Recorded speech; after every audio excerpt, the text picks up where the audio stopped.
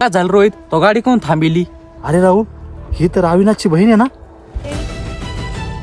हा, ही तर अविनाशचीच बहीण आहे. पण ही इथं काय करायला लागली? चल तिला घरी सोडून येऊ. जाऊ दे यार, तो चांगला माणूस नाही. चला आता आपण घरी जाऊ. राहुल, तू हे काय बोलायला लागला? ज्यावेळेस भांडण ते झाले तर त्याची बहीण तुपली बहीण होती त्यावेळेस. आता भांडणं झाले तर त्याची बहीण तुझी बहीण नाही का आता?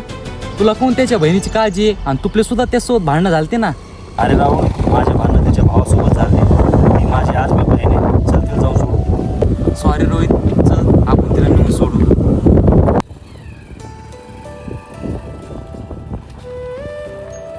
अरे ताई, आणि तू इथे काय करायला लागली?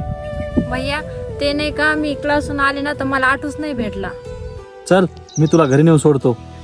ठीक आहे भैया.